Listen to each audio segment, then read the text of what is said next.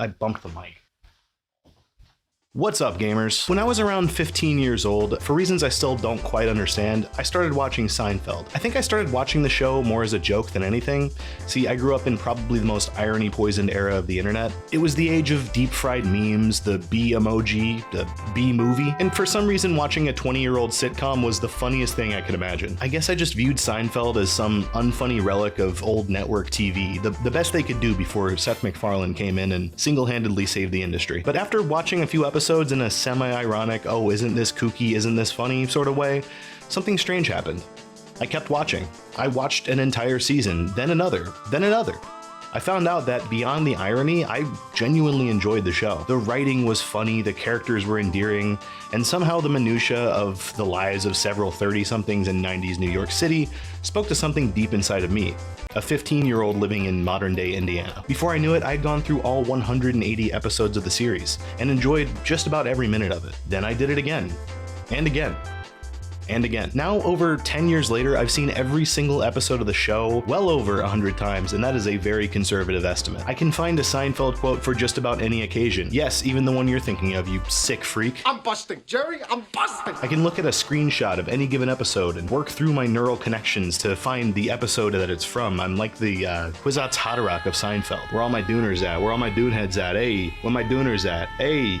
When my dooners at. Given my deep appreciation and fascination with this show, I've collected a decent amount of Seinfeld memorabilia over the years, including every season on DVD, extra copies of seasons 5 and 6 on DVD for some reason, this copy of a handwritten episode script, this miniature puffy shirt, this life-sized puffy shirt, this hat, this book, this shirt that I really just need to let go at this point, this book, this Lego set, all these Funko Pops. I promise I'm not a Funko Pop guy, I just kind of have these little guys, and a tiny clone of Jerry Seinfeld that I keep locked in a drawer in my bedroom and I poke with tiny implements. I can't show him on camera because he's indecent. There is, however, one piece of Seinfeld memorabilia that I've been searching for years. One piece of Seinfeld media that my collection was sorely missing until today. This is Seinfeld 64.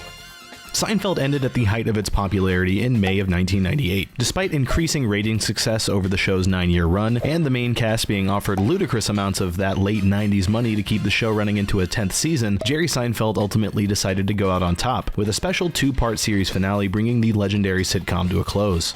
In the finale, Jerry, George, Elaine, and Kramer are arrested and put on trial, essentially for being shitty people, and are given a 1-year prison sentence for criminal indifference. The legality of this case aside, it made for one of the most iconic and divisive endings to any show, and still stands as a massive moment in network TV history. Even when a series like Seinfeld is over, the merch machine still keeps going, pumping out t-shirts, fridge magnets, and all manner of physical media releases. In the haze of the post-cancellation merchandising gold rush that Seinfeld experienced in the final years of the 90s, one licensing deal stands out as one of the strangest creative ventures I've ever come across. In early 1998, as the final season was still airing, a meeting was held between Jerry Seinfeld, Castle Rock Entertainment executives, and representatives from Impact Interactive, an American game publisher that specialized in licensed games for home consoles. At this point, Impact was on a bit of a hot streak, coming off of the success of games like Austin Powers and License to Shag for the PS1, and they were looking for a recognizable IP to develop an action-adventure RPG for the Nintendo 64. The N64 was falling behind the competition when it came to exclusive RPGs, as some of the biggest RPG giants had jumped ship in favor of the PlayStation.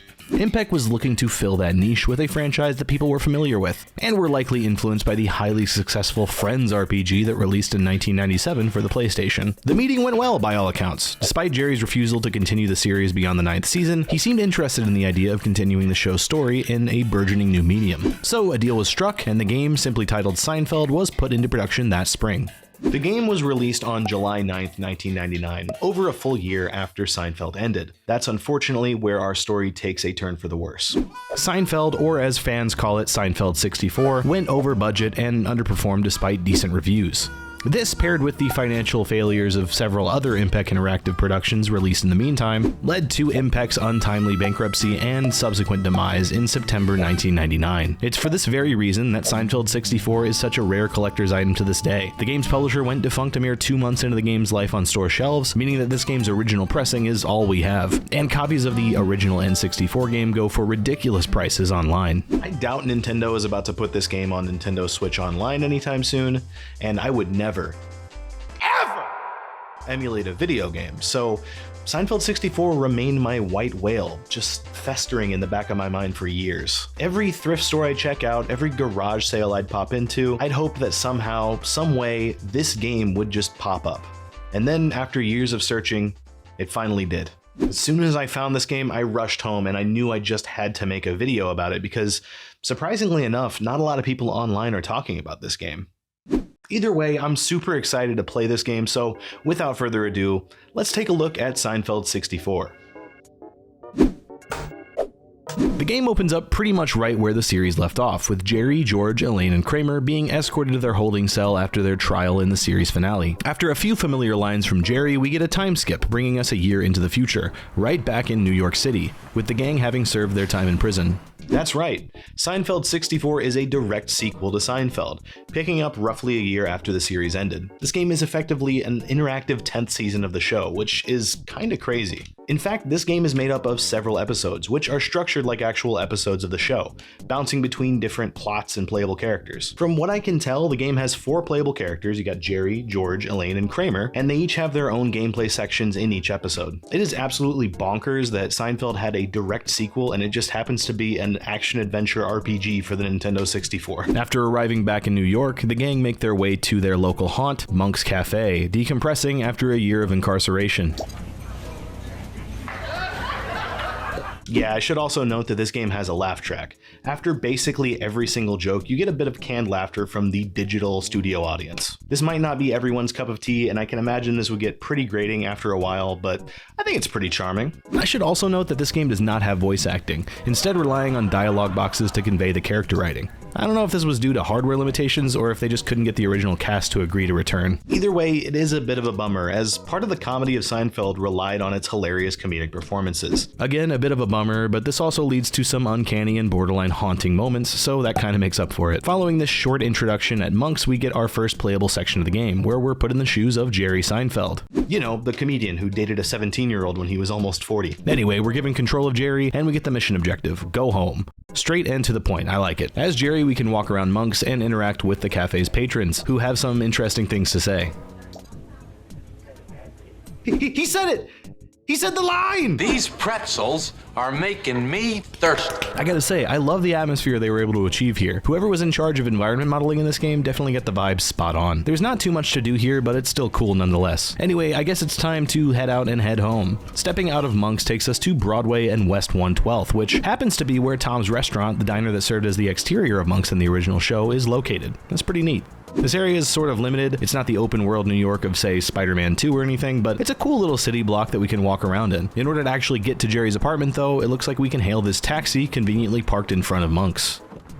There's only one fast travel option available to us right now, but I have a sneaking suspicion that more locations will become available as we get further into the game. That is how progression works. After a quick transition screen, our cabbie drops us off on West 81st Street, another small chunk of New York that we can explore. Not that there's much to explore, just a few buildings and alleys with some endless traffic blocking us from wandering too far. You know, for such a major city, it's weird that some of these stoplights just never change. I don't think about that one too hard and just head into Jerry's slightly differently colored building.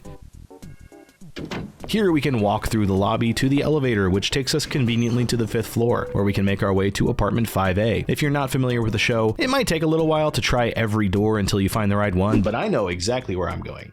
I got second place at Seinfeld Trivia Night. home sweet home. Honestly, it's really cool to be able to walk around this apartment in a video game, and Jerry's apartment is rendered with the same attention to detail as Monk's was. You can open the fridge, check the answering machine. It's truly everything I've ever wanted. Though something does feel a bit off. The lights were on when we got here, and it sounds like someone's in the shower.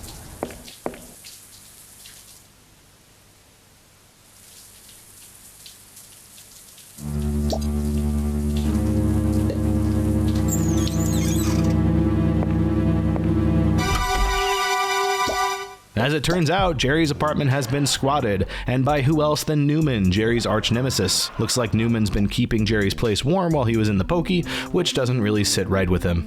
To make matters worse, Newman is subletting his own apartment and has been living it up in Jerry's apartment for free in the time since the trial. He tries to play it off like he was doing Jerry a favor, but Big Sign isn't buying it. And whoa, you're telling me that this game has combat? Like turn-based battles? In my Seinfeld game? Are you kidding me? All right, I guess it's time to kill Newman. The battle system is pretty simple. It's basic turn-based RPG fare. We got 3 options to choose from: fight, item, and run. I didn't pick up any items, and it's not letting me run, so I guess I'm gonna have to fight. Fortunately for Newman, Jerry only knows a couple of fairly harmless attacks. After a few flicks and pinches, Newman gives up and the battle ends, with Newman running out of the apartment and down the hall. And hey, Kramer's here. Looks like he's having some trouble getting into his apartment. He can't seem to find his keys and doesn't seem to remember where he left them. Well, that was a fun diversion, but it's time to resolve Jerry's story and... never mind. We're playing as Kramer now. Okay, this is the way that Seinfeld 64 handles its multiple characters. You do a bit of exploring and battling as one character, and then you're thrust into the shoes of the next character to do a bit of their story, and so on. It's a bit unorthodox for an adventure game, let alone an RPG, but I think that they were doing sort of a nod to the classic sitcom A plot, B plot structure. I'm not so sure how well that structure works for a long-form story-based game, but let's roll with it. So as Kramer, our mission objective is pretty vague. Find your keys. Well, let's see. Maybe they're in Jerry's place.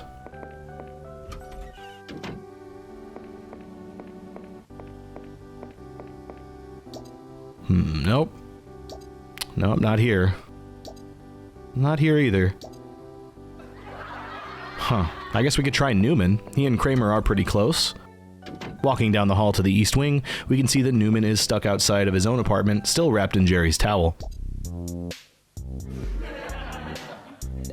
We learn that Newman doesn't have Kramer's spare key, but also that Mike Moffat is living in Newman's apartment. If you're a Seinfeld historian such as myself, you'd remember Mike from such classic episodes as the parking space from season 3 and the Susie from season 8. That's a fun little Easter egg. We'll see if it comes up again later. In any case, Kramer is still keyless, and we really have no choice but to venture back out in the city and look for clues.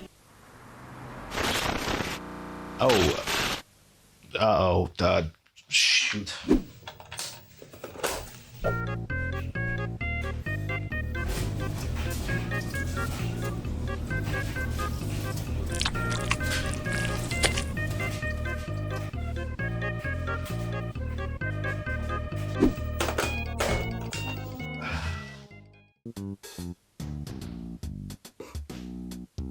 Oh, thank God, it has autosave. And it looks like we didn't lose any progress.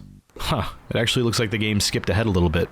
We're still playing as Kramer, but it looks like we're in a completely different map. And I'm just gonna level with you, I am way too lazy to just restart the entire game. Okay, I'm just gonna assume that we're still looking for Kramer's keys, and oh wait, is that George? Well, maybe he has Kramer's keys. After all, in the season 3 finale, The Keys, Kramer made George a temporary key brother, so... Oh my God, bro. Oh, hell no. Okay, never mind. It looks like George doesn't have Kramer's keys either, but we do find out that George is here to try to get his job back at Kruger Industrial Smoothing. And, oh, now we're playing as George. I honestly have no idea what we missed while playing as Kramer.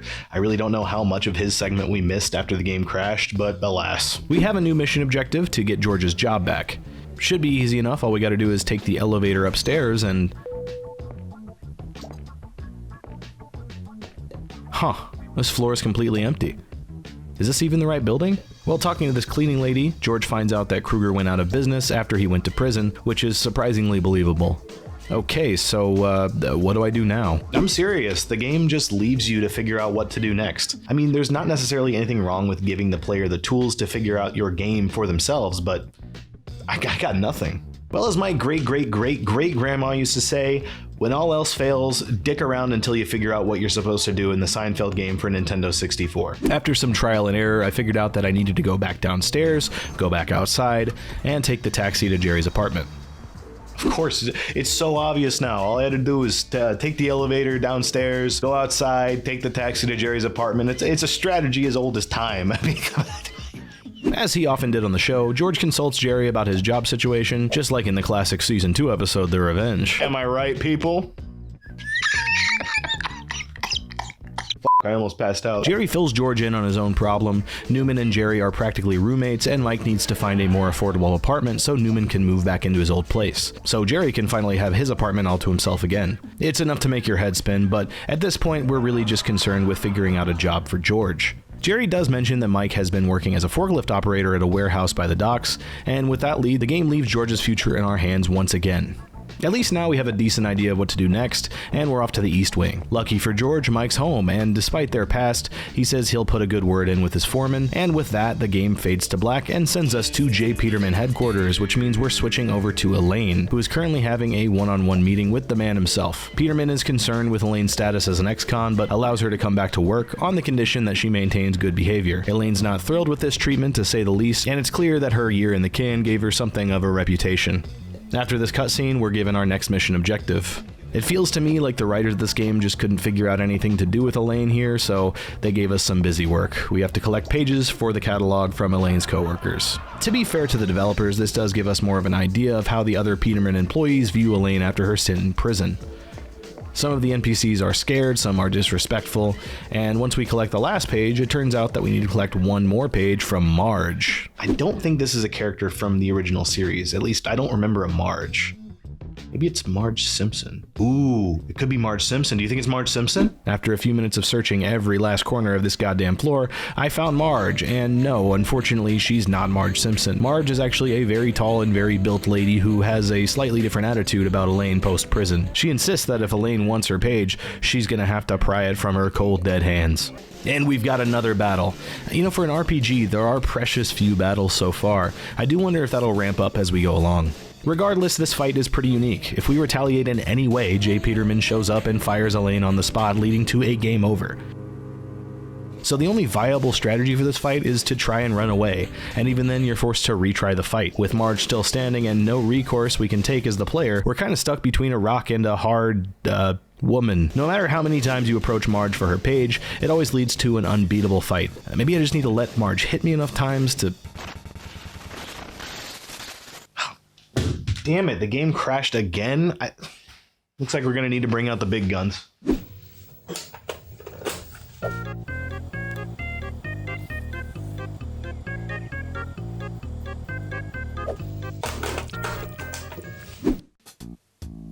Alright, we're back, and this time we're back in the coffee shop, with the gang debriefing about their adventures so far. We find out that Kramer still can't find his keys, and George is due to start his new job at the docks, and, oh, okay, that's probably not right.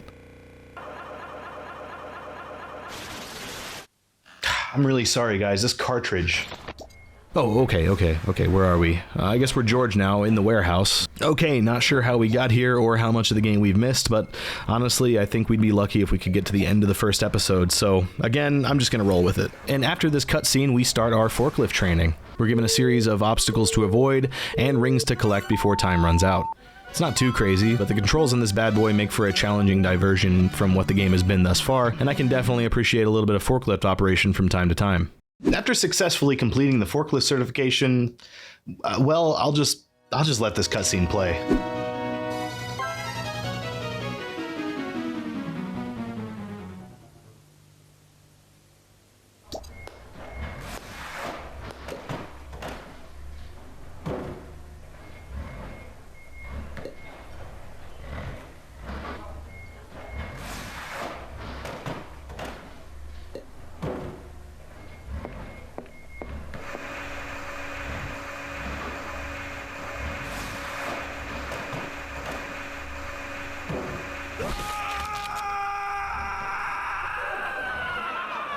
Is Mike dead? Did George just kill Mike? After that doozy of a cutscene... That's what I'm reading off the script. That was a doozy of a cutscene. Who writes this stuff? My light fucking turned off. Oh no! We cut back to Jerry's apartment, and we get the ending of the episode. With Mike in the hospital, Newman is able to move back into his own place, and good old Marge gets pinched for tax fraud. A lucky break for Elaine to be sure, but Kramer is still locked out of his apartment.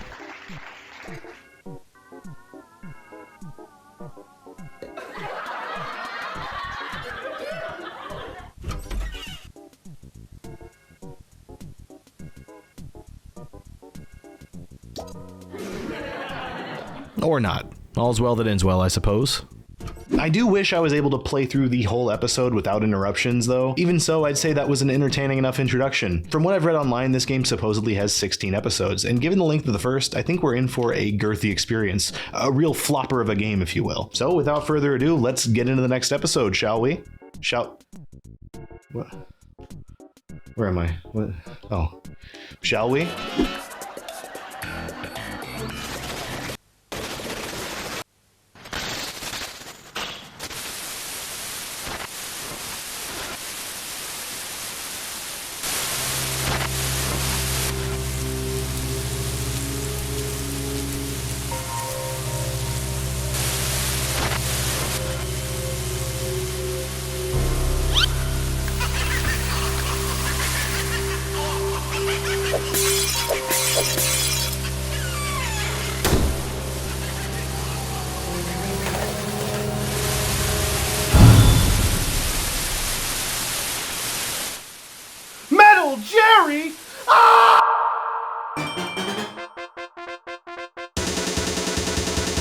Metal Jerry! I'm gonna make a mess in your house because I'm Metal Jerry! Whoa, yeah, whoa, whoa, I'm Metal Jerry! Whoa, whoa, whoa, I'm Metal Jerry! Once you hear Metal Jerry, get out of my house, get out of my house! I'm Metal Jerry! I'm Metal Jerry! I'm Metal Jerry! Whoa!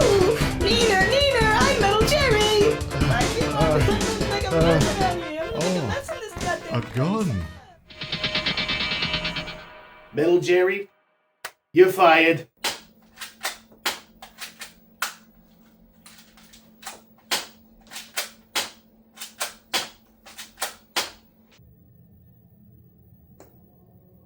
Toy gun.